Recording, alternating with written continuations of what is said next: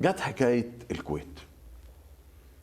ابتدت ان انا حصل معايا اتصال من اخواننا في السعوديه، احنا سامعين في جو مشحون، هل ممكن تكلم صدام؟ قلت لهم والله يا ابوي في الصيف، يمكن 24 25 قبل اول اغسطس، يعني قبل الحرب، قبلها بحوالي اسبوع، قبل احتلال الكويت. قبل باسبوع. فالحقيقه انا كنت في اسكندريه، وبعدين اخواننا في الملك فهد قال لي انا هبعت لك سعود الفيصل احطك في الصوره ما دام انت رايح هناك.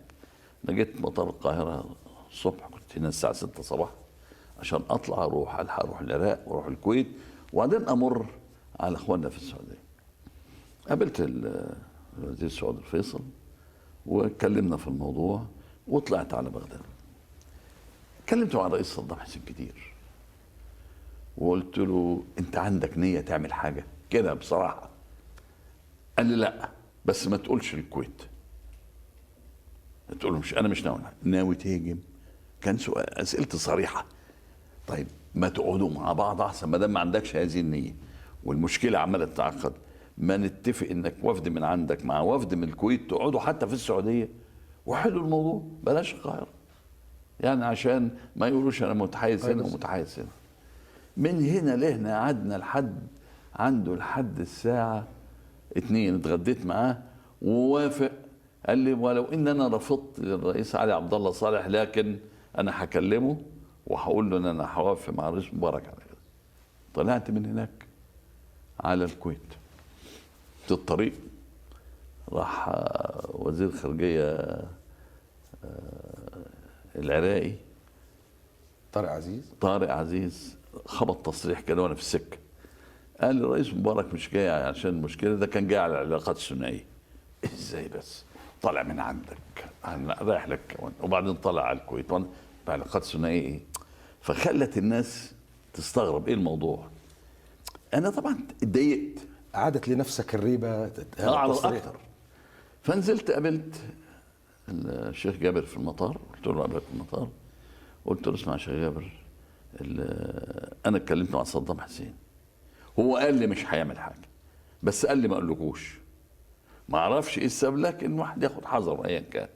واتفقت معاه على لقاء ما بين هيبعت النائب بتاعه مع الشيخ سعد، وتقابلوا في السعوديه، وهقول للملك فهد دلوقتي عشان نحاول نخف الموضوع.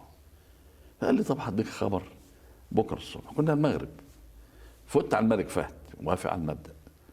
الشيخ جابر كلمني بعد كده قال لي موافقين، راحوا في جدة والتقم، ولكن عز ابراهيم كان مبرمج، لازم يقول حاجات معينه ما يقدرش يخرج براها. كل ما يقولوا له نعمل كذا او نعمل كذا، مش عاوز اخش في تفاصيل، هو واخد تعليمات بشيء معين. ما وصلوا الى طريق مسدود، رجع كان يوم 4، رجع اسمه ايه ده بالليل المغرب، رجع عز ابراهيم والشيخ سعد رجع للكويت. بعد ما رجع بساعتين الغزو ابتدى. انا كنت ساعتها في برج العرب، ما بقتش مصدق الحقيقه. كنت في شعرت في خديعه، يعني شعرت انه خدعك صدام. الخديعه دي موضوع تاني. الله، قلت لي مش هاجم، قلت مش، وبعدين دوله عربيه ودوله عربيه، وبعدين كنت تقعد تقول لنا احنا البوابه الشرقيه. طب البوابه الشرقيه دي يا اخوان، انا الحقيقه قلت يمكن هيوصل لحد جزيره بوبيان ولا حاجه ويقف. ده الكلام ده يمكن 4 5 الصبح صحوني، لقيت العمليه ماشيه ماشيه ماشيه. انا بقيت خبط كف على كف، مش قادر اتخيل ان انا كدوله عربيه اخش احتل دوله عربيه، خاصة انه في قرار بعدم استخدام السلاح العربي ضد العرب، كان في قرار. لا القرارات دي ما تفكرش فيها، ما دام دخلت وخدت. يعني الواحد حصل له حالة عدم توازن. فقلت اكلم الله يرحمه الملك حسين. المهم بقى الملك حسين، لا كلمني يومها الملك حسين، وكان عندي الشيخ زايد. ايوه. كان عندي موجود في اسكندريه. ده الكلام ده اليوم اللي قبل الغزو.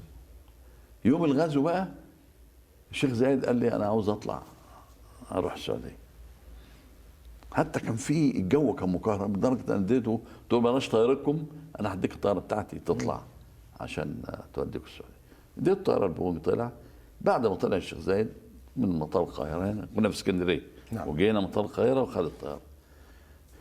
الملك حسين كلمني الله يرحمه، قال لي انا عاوز اجي لك. قلت له اتفضل، انا في القاهره، تحب استناك في القاهره ولا تيجي اسكندريه؟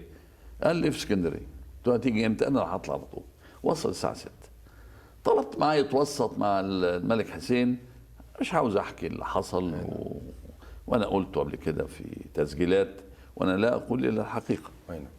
ما توهمش، ما فبركش، الواقع حصل 1+1=2. المهم عشان ما نذكرش حاجه ونخش في حاجه وفيهم اللي توفاهم الله وفي اللي موجود، اتفقنا انه هيروح لصدام يحاول يقنعه. صدام ما اقتنعش بحد، حاول يزحلق الموضوع. وبعدين قالوا لي ما تطلعش بيان.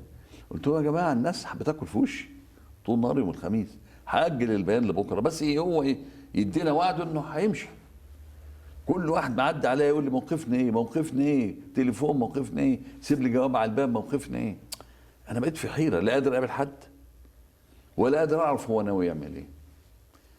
المساله مشيت وحصل احتد. بعت له رسائل كثيره، ده من رسائل مكتوبه يمكن 6 و8 وواضحه وصريحه.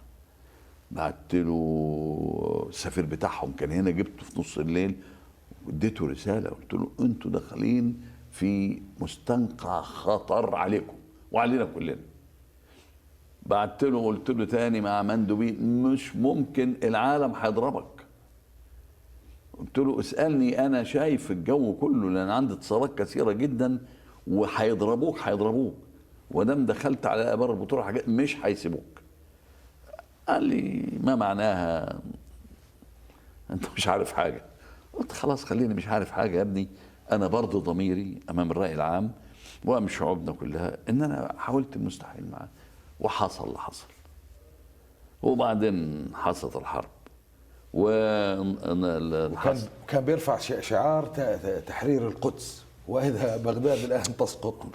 يعني تحرر القدس تدخل الكويت. يعني سيبك من الشعارات اللي بنسمعها دي، لا تودي ولا تجيب. يقول لك انسحب بس تنسحب، كلام يعني احنا فاهمين كل واحد بيعمل ايه. المهم يعني انا مش عاوز اخش في تفاصيل لان فيها حاجات مؤلمه ما احبش اقولها.